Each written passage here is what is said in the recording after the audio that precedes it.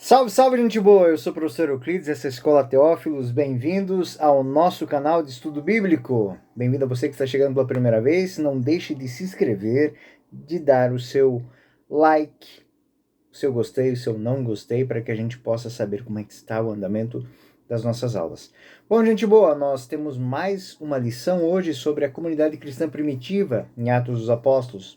Um estudo que nós estamos fazendo do capítulo 2 ao capítulo 5. Hoje nós vamos tratar do tema da prisão dos apóstolos, da oração, enfim, nós vamos tratar do tema que está em Atos dos Apóstolos, capítulo 4, versículos 1 a 31.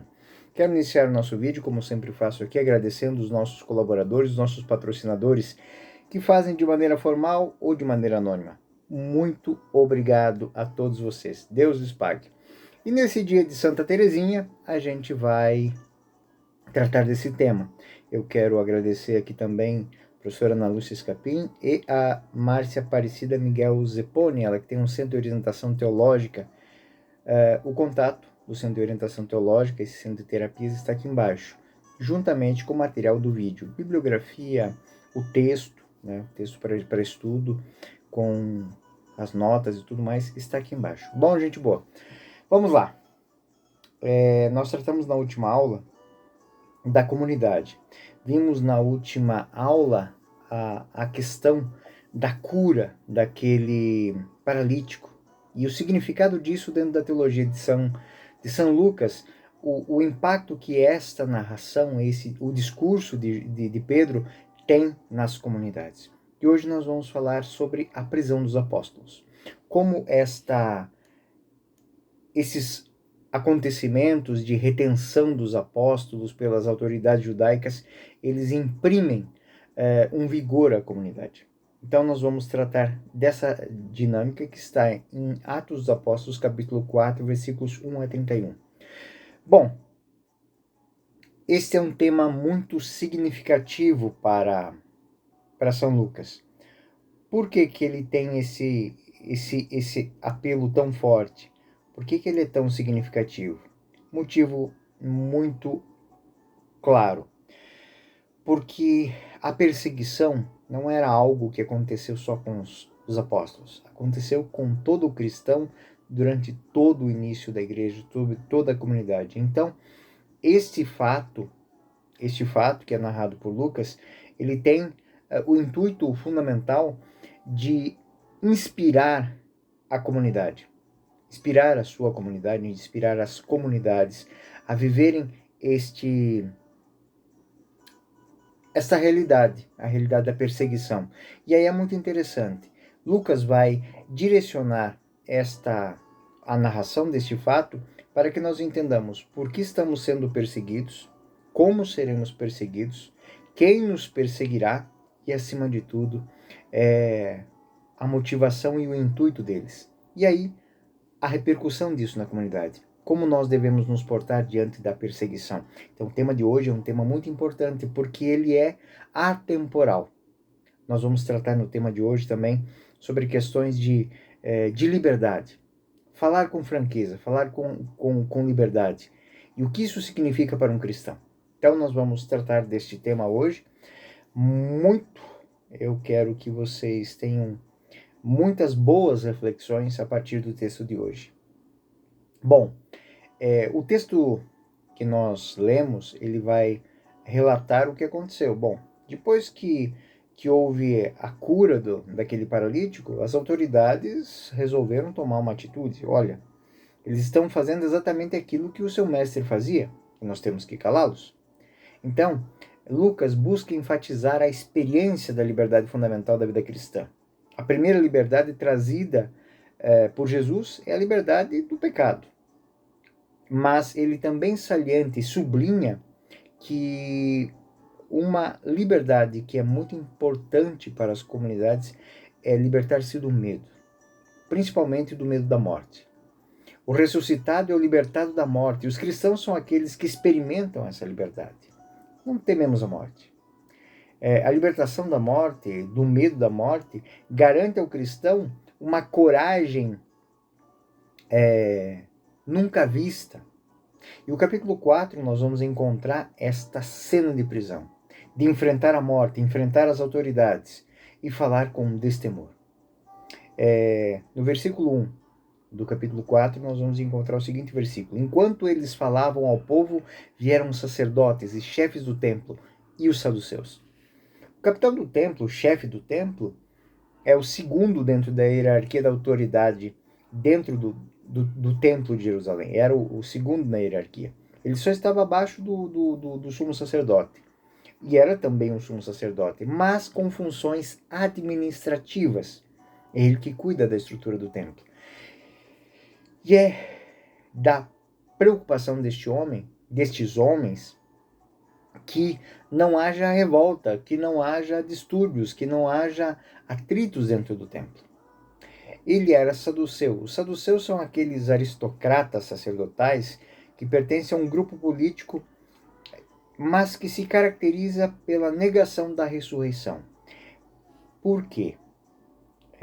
Parece muito estranho para nós hoje. Mas entre os judeus haviam aqueles que negavam a ressurreição. É quase que o ponto mais alto, mais radical da teologia da retribuição em vida. Então, o saduceu não acredita na ressurreição porque tudo que Deus tem que lhe fazer de bom, tem que fazer aqui. É este o momento de Deus agir na minha vida. Então, eles pensavam dessa maneira. E esse pensamento, meus alunos, ele é muito perspicaz da parte deles. Por quê?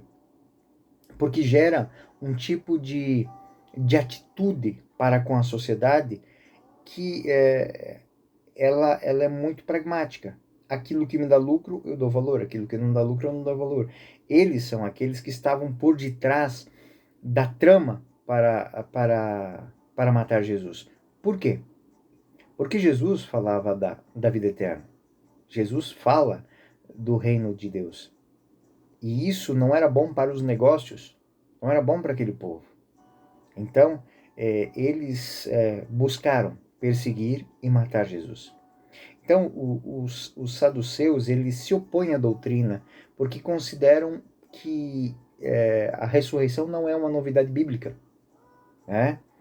A verdade dos saduceus, eles se focam no Pentateuco e aceitam exclusivamente os 5 primeiros livros da lei hebraica. Eles rejeitam os profetas, então toda a salvação de Israel, os pobres de Israel, isso para eles não tem a mínima importância. Eles estão focados no aqui e no agora, e de maneira especial em ganhar dinheiro aqui e agora, em se dar bem aqui e agora. Eles são uma classe conservadora, contudo, no sentido político, eles são os menos religiosos, os menos piedosos, porque eles fazem tudo possível para manter o poder. A vida destes homens era gerenciar o templo de Jerusalém, tudo que acontecia ali, tudo que estava envolvido ali. Eles são uma casta que tem, sim, autoridade e poder religioso, contudo não são mais crentes, não são pessoas de índole piedosa, são simplesmente administradores do sagrado. E por isso Jesus se opõe, né, por sua pregação, e eles buscam eliminar, tirar Jesus do caminho, porque ele é um perigo político, porque Jesus quer uma mudança, Jesus pregou uma mudança, embora eles não tenham entendido que essa mudança era mais profundamente, era uma mudança de vida, era uma mudança de estilo de vida, é uma nova, é um evangelho novo, é uma maneira de pensar nova. Por isso, eles desafiam os apóstolos, eles enfrentam os apóstolos, porque vem nos apóstolos um elemento fundamental. Eles são a repercussão, eles são a continuação do anúncio da ressurreição, do qual eles não podem negar o fato de que Cristo ressuscitou. E está exatamente aqui essa relação, negar os fatos, a negação. Negar o que está acontecendo, negar o que está diante dos olhos. E aí a cena da cura do paralítico, ela é lapidar, porque eles estão diante de um homem que todos conhecem, que todos conheciam como um paralítico, que estava ali, passou a vida inteira dele ali, e agora ele está de pé, louvando a Deus no templo. E o que dizer sobre isso? No versículo 3, Prenderam e colocaram no cárcere até outro dia, pois já é tarde. E aqui Lucas faz um jogo de palavras. Para fazer a noite passar, Lucas, com uma fineza narrativa, ele interrompe a história e insere um parêntese, que é o verbo usual do refrão de crescimento. Ou seja, já era tarde. E aí o versículo 4. Muitos, porém, dos que tinham ouvido a pregação creram, e o número dos fiéis elevou-se mais ou menos a 5.000. Então, o que Lucas, nessa pequena pausa que ele faz, o que ele coloca? Qual é a verdade que ele insere aqui? Já era tarde. O número dos fiéis elevou-se mais ou menos a 3.000. Ou seja, diante da cura, diante do discurso de Pedro, quando prenderam o apóstolo Pedro e o apóstolo João, já era tarde. A palavra, a boa nova, o milagre já tinha se propagado. E aí ele fecha o parêntese de novo e retoma a história. No versículo 5, no dia seguinte reuniram-se em Jerusalém os chefes do povo, os anciãos e os escribas, com Anás, sumo sacerdote, Caifás, João, Alexandre e todos os que eram de linhagem pontifical, ou seja, a casta religiosa, os príncipes dos sacerdotes se reuniram. Por quê? Porque esta casta poderosa dominante dominava o templo e tudo o que acontecia nele. Eles tinham que resolver esse problema. Por quê? Porque isso colocava em risco o status dele. Os romanos permitiam que eles mantivessem um status de poder desde que eles mantivessem o povo em calma, mantivessem o povo organizado. E tudo isso que está sendo apresentado vai gerar uma convulsão, vai gerar um momento de rebuliço na comunidade. Com o único discurso de Pedro, já eram 5.000 homens que estavam seguindo. São homens que, alguns meses atrás, não tinham papel nenhum na sociedade. Eram pescadores, eram cobradores de impostos, e agora esses homens estão aqui. De que maneira? Eles estão aqui falando de maneira espontânea, de maneira autêntica. Nós vamos tratar de um tema aqui de maneira franca. Nós vamos entender quando Lucas usa a palavra paresia para dizer exatamente qual era a postura destes homens. Então, eles prendem Pedro e João porque haviam curado o paralítico. Eles estavam e diziam que esta cura se deu por ação do Espírito Santo em nome de Jesus. E isso não era aceito. Como em nome de Jesus? Quer dizer que aquele homem que nós matamos continua, né? Pedro está dando voz a Jesus Cristo. E é o Cristo que fala através dele. Através do seu Espírito, Pedro continua o trabalho de Jesus. Então é exatamente esse o motivo pelo qual Pedro e João são perseguidos. E aqui é a primeira nota teológica de São Lucas para as comunidades. Por que nós vamos ser presos? Por que nós vamos ser perseguidos? Por que nós não vamos ser aceitos? Porque nós estamos, em nome de Jesus Cristo, levando a boa nova. E o Espírito dele age através de nós. Da mesma maneira que ele curou, nós curamos. Da mesma maneira que nós levamos a remissão dos pecados, que ele levou a remissão dos pecados, nós também levamos pela nossa ação.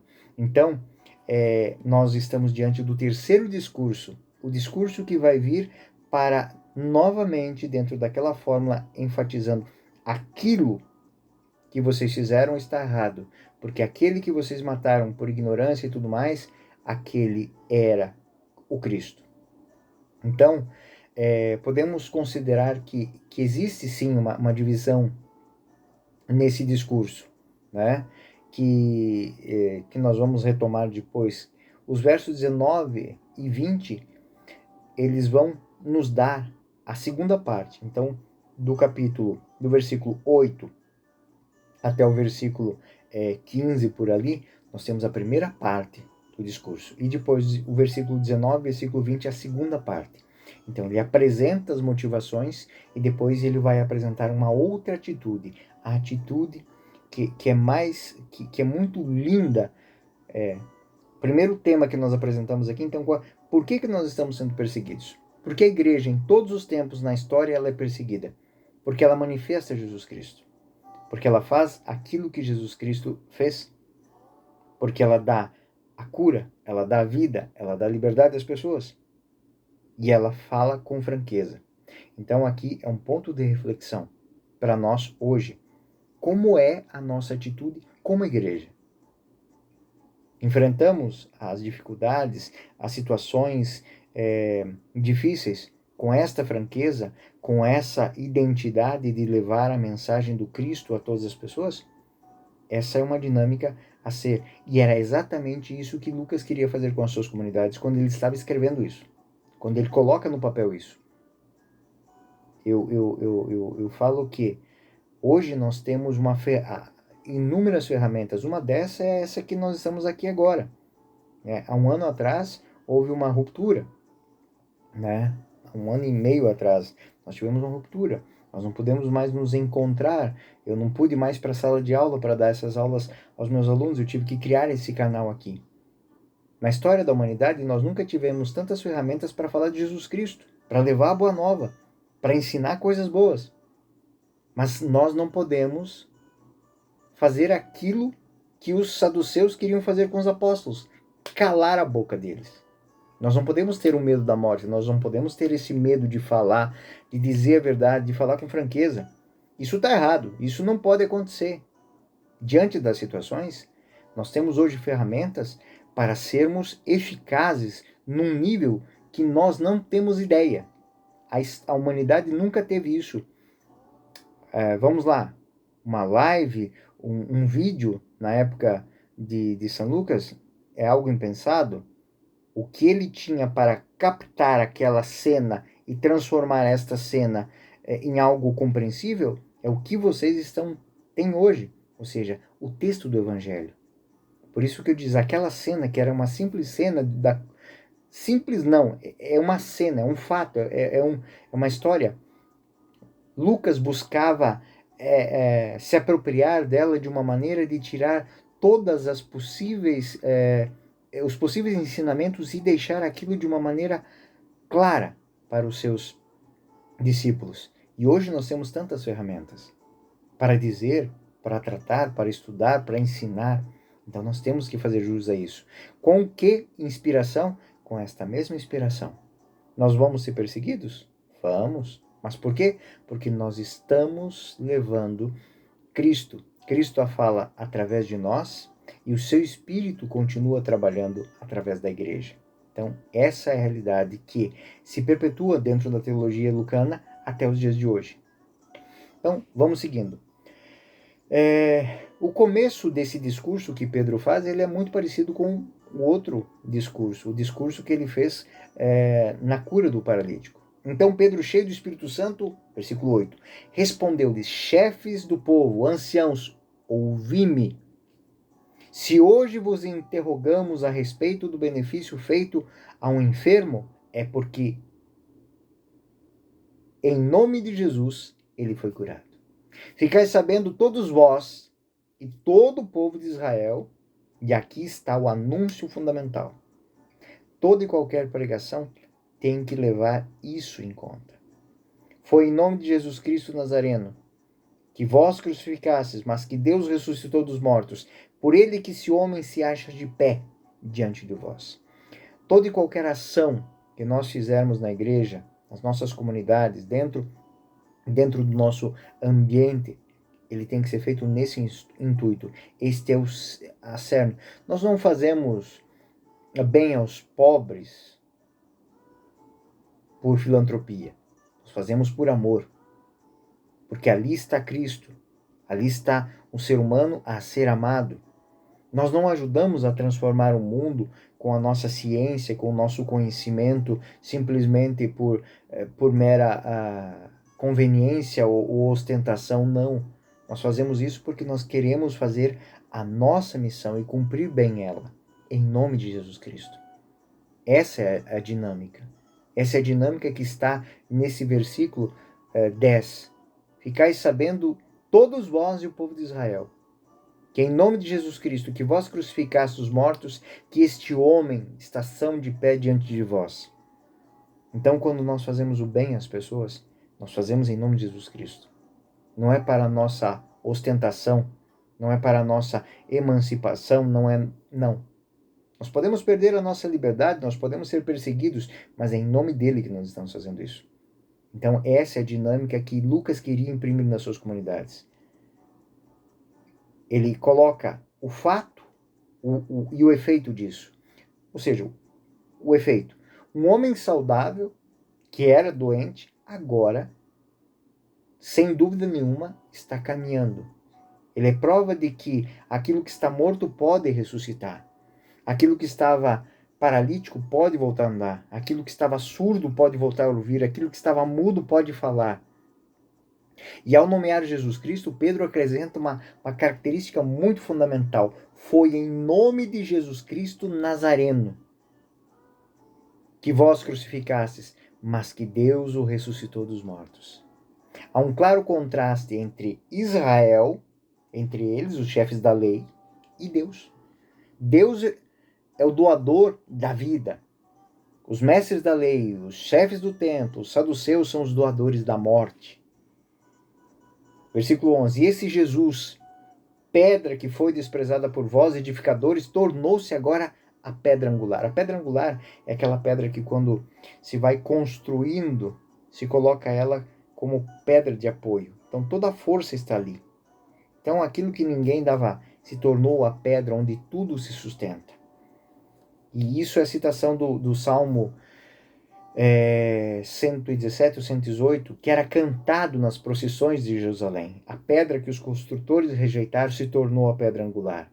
Ele era cantado, ele era citado.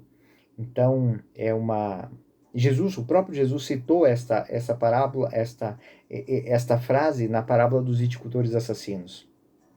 Então, aquilo que eles não quiseram e jogaram fora se tornou a fonte de salvação. Quando a aristocracia, ela se irritou com isso.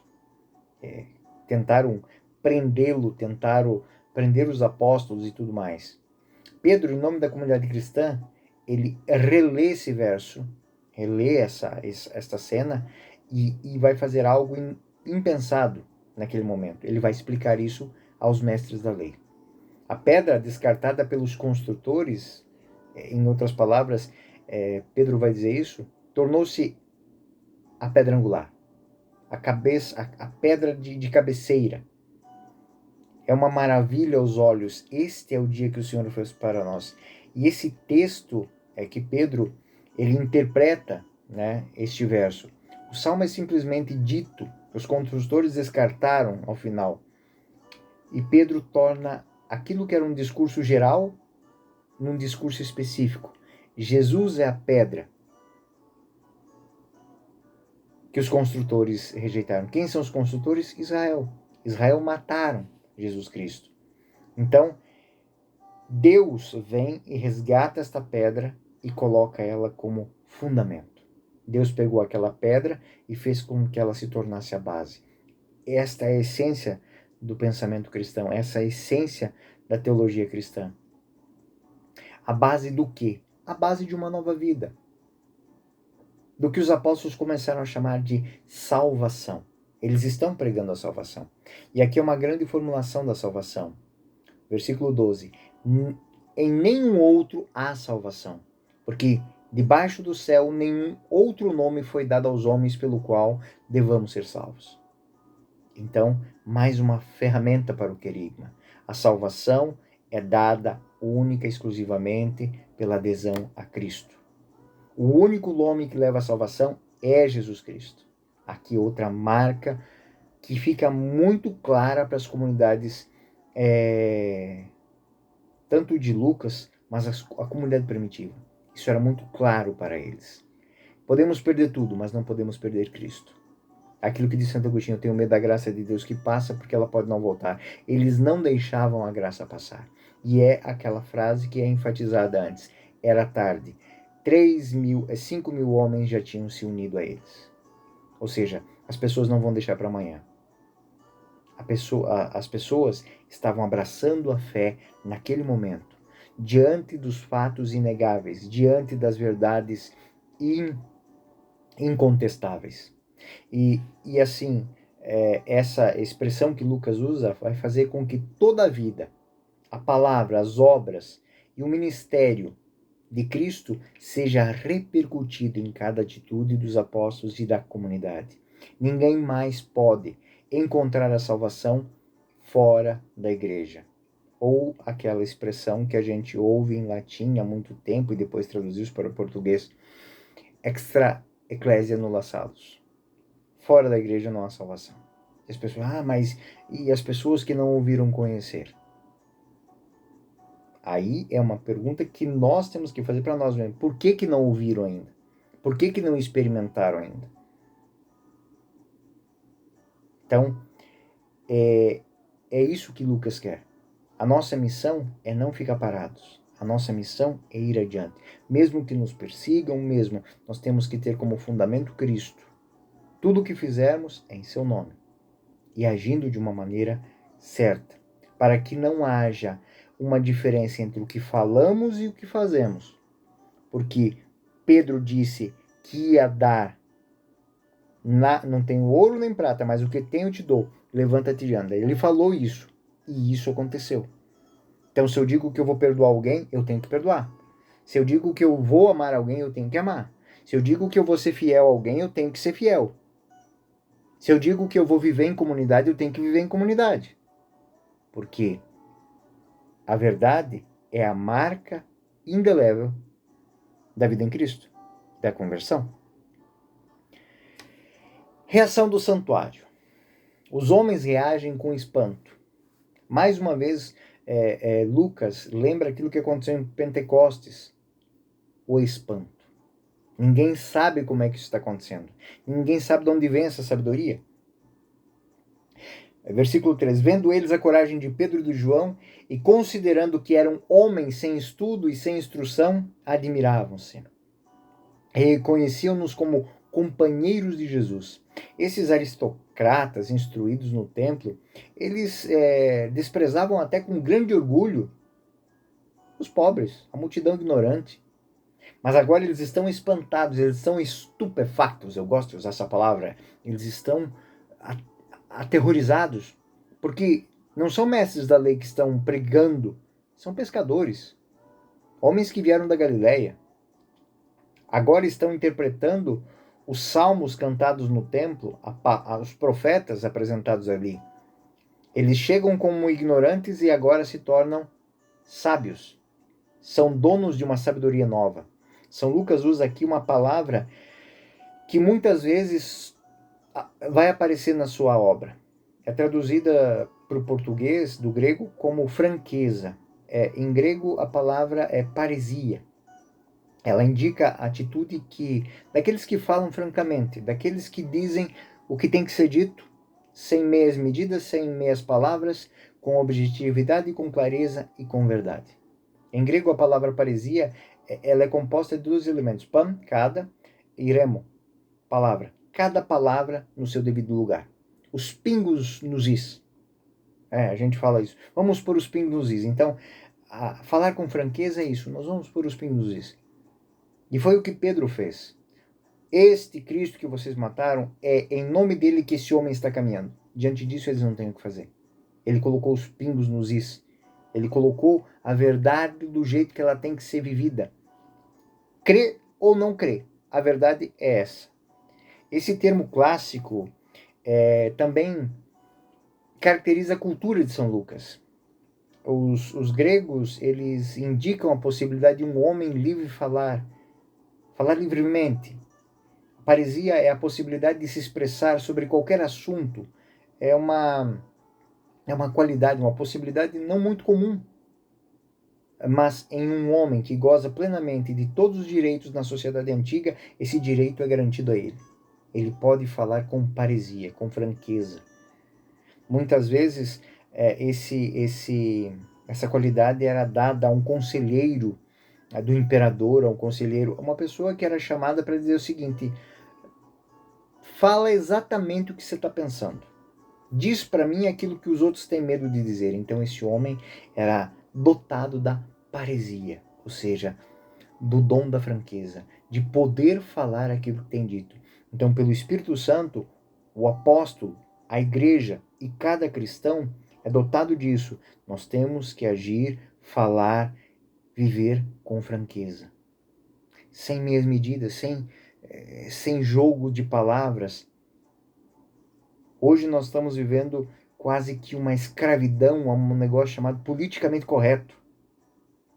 O politicamente correto é sim, a gente tem que ter respeito pelas coisas, mas não podemos perder a franqueza. Não podemos dizer aquilo que a nossa fé está dizendo, para que nos está dando para ser dito. A verdade, ela não pode ser vendida e nem vilipendiada por medo de escutar o contraditório. Tudo bem, você não quer acreditar, não quer seguir Jesus Cristo, o problema é seu. Mas é isso que ele ensina.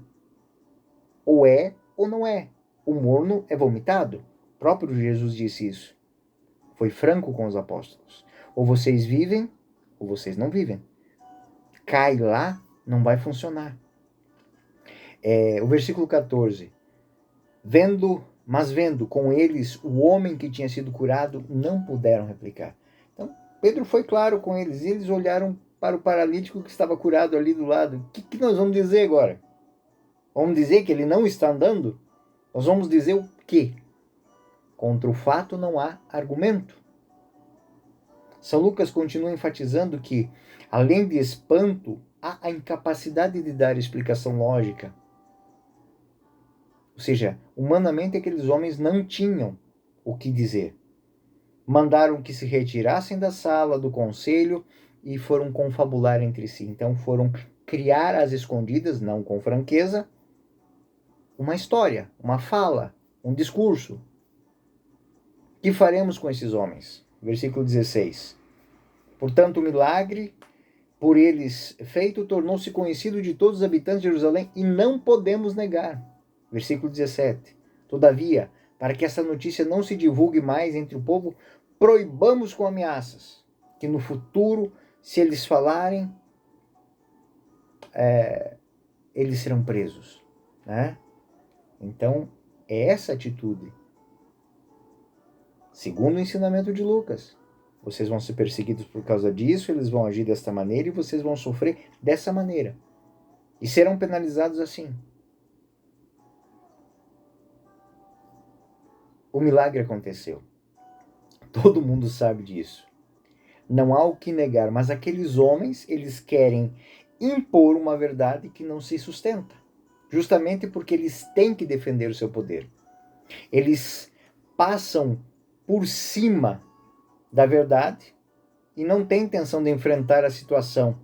Eles não querem trazer aqueles homens para o seu lado, ouvir o que eles têm para dizer e fazer uma revolução da sociedade. Não, eles não querem perder o status quo.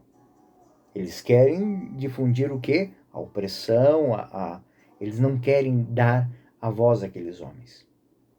O milagre aconteceu, mas eles querem que o milagre não se torne uma notícia, uma boa nova, um evangelho, um testemunho. Eles querem que tudo o que aconteceu se torne o quê? Silêncio. É uma escolha política. É uma escolha de quem opta pelos seus interesses pessoais em detrimento aos interesses do povo. Na medida da obsessão em nome de Jesus, em união com a pessoa de Jesus, é isso que Lucas quer deixar gravado. Tudo isso aconteceu porque os apóstolos estão fazendo em nome de Jesus a obra de Jesus. E a obra de Jesus é a nossa maior fortaleza, a nossa maior ferramenta de transformação do mundo. E os apóstolos responderam. E aí o discurso ele continua. Eu falei que ele seria retomado no versículo 19 e no versículo 20. E os apóstolos retomam o discurso. Eles respondem aos mestres da lei. Julgai vós mesmos, se é justo diante de Deus obedecermos mais a vós do que a Deus. E aí, novamente, eles não têm o que dizer. Porque se eles disserem isso, eles estão dizendo uma blasfêmia do ponto de vista da lei judaica. O homem deve sempre ouvir a Deus e não os homens. Ele tem que, em primeiro lugar, a Deus. Está lá o primeiro mandamento, está lá na lei. Então eles não têm como ir contra isso.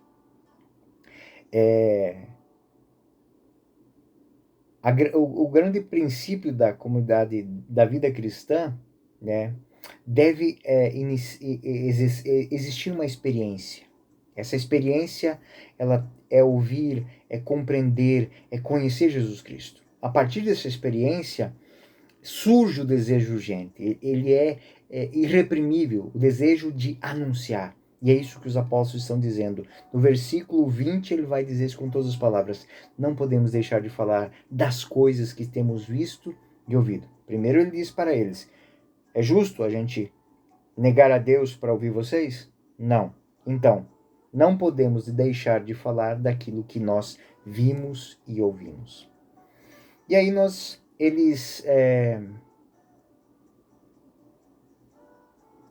os mestres da lei, os saduceus, não quiseram se colocar diante daquela multidão que crescia cada dia. E o que eles fizeram? Colocaram os apóstolos em liberdade. E aí o versículo 23, 24, 25 e 26, vamos nos colocar numa outra dinâmica muito importante. Postos em liberdade, voltaram aos seus irmãos e referiram e contaram tudo quanto foi dito os sumos sacerdotes e os anciãos. Eles contaram tudo o que aconteceu. Em si eles disseram assim, ó, isso aconteceu, nós fomos presos, nós falamos para eles, nós colocamos a verdade e eles não tiveram o que dizer e nos soltaram. E ao ouvirem isso, levantaram-se unânimes à voz de Deus e disseram, Senhor, vós que fizestes o céu e a terra, o mar e tudo que neles há. São Lucas apresenta aqui um padrão de oração da comunidade primitiva. Ou seja, os apóstolos estão orando com aquilo que sempre oraram, com os salmos. Eram judeus devotos, simples, pessoas humildes, mas devotos. E estão usando as orações que usavam comumente no seu barco, no seu caminho. Eles estão usando aquelas orações que lhes traziam paz, que lhes traziam conforto.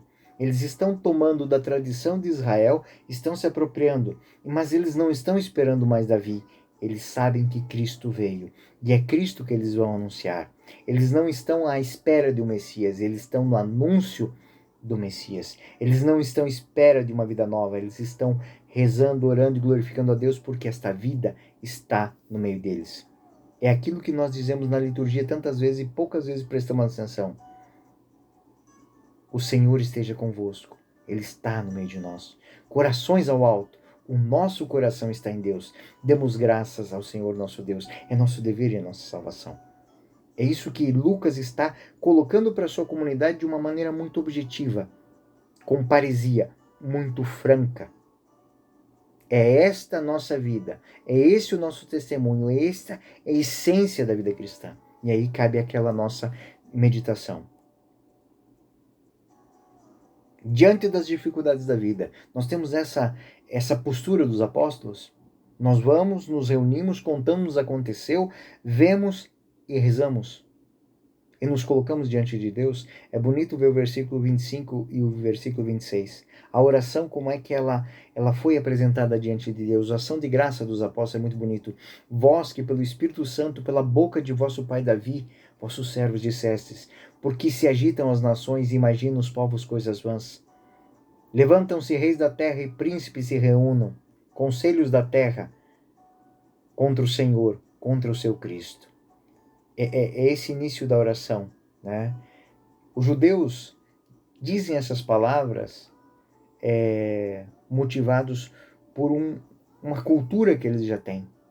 E essa cultura agora ela é apropriada e é enriquecida com o Espírito Santo, com a capacidade de levar esta vida nova a toda e qualquer pessoa. Pois na verdade se uniram nesta cidade contra o Santo de Deus, que ungisses Herodes, Pôncio Pilatos, todas as nações do povo de Israel, para executarem o que a vossa mão e o vosso conselho determinaram que fizessem. Então, eles estão fazendo um olhar sobre tudo que aconteceu na vida deles, tudo que aconteceu na comunidade, o que aconteceu com Cristo, o que aconteceu com as autoridades, estão vendo ali a mão de Deus. Essa é uma reflexão que Lucas deixa para a sua posteridade. Ele deixa para as futuras gerações que esta é a nossa chave de leitura da sociedade. Ver o que está acontecendo e não se desesperar, ver o que está acontecendo e usar aquilo ali como ferramenta para entender a nossa história, nosso trajeto e, acima de tudo, a mão de Deus que é soberana. E aí, versículo 29 e o versículo 30. Agora, pois, Senhor, olhai para as suas ameaças e concedei aos vossos servos que com todo desassombro anunciam a vossa palavra. Estendei a vossa mão para que se realizem curas, milagres, prodígios pelo nome de Jesus, o vosso santo servo. O título servo dado a Jesus é um título particularmente arcaico, mas que está diante dessa realidade da parisia. Ele está a serviço da franqueza, ele está a serviço da verdade, ele está a serviço da vida, e ele não pode trair isso. O versículo 31, São Lucas colocou um pequeno episódio que lembra Pentecostes, e é muito bonito, né? Porque ele repercute numa atitude que acontece quando a comunidade se une em torno de um projeto comum. No momento da oração, é inserido uma situação de dificuldade, de perseguição. Ele lembra Pentecostes, versículo 31. Mal acabaram de rezar, tremeu o lugar onde estavam reunidos, e todos ficaram cheios do Espírito Santo e anunciavam com intrepidez a palavra de Deus. Então, essa é a dinâmica da nossa aula de hoje.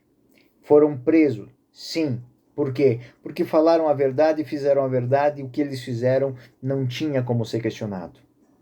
Qual foi a atitude da sociedade? Tentar calá-los. O que eles fizeram? Saíram dali e falaram com mais intrepidez, com mais franqueza, com mais verdade, com mais dignidade.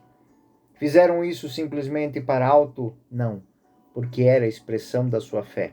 Era a expressão da sua convicção que se transformou em oração, e essa oração fez o chão tremer. Essa é a grande verdade desse texto do capítulo 4, do versículo 1 ao versículo 31. Gente boa, na próxima aula nós vamos ver um resumo sobre a vida da comunidade. A vida como a comunidade cristã, como comunidade mesmo, como a comunidade primitiva, como ela se organizava, como ela se relacionava, como ela vivia. Esse vai ser o tema da nossa próxima aula. Eu sou o professor Euclides, essa é a Escola Teófilos. Bem-vindos ao nosso canal. Você que está chegando agora, não deixe de se inscrever, de dar o seu gostei ou não gostei. Fiquem com Deus, até a próxima. Paz e bem a todos.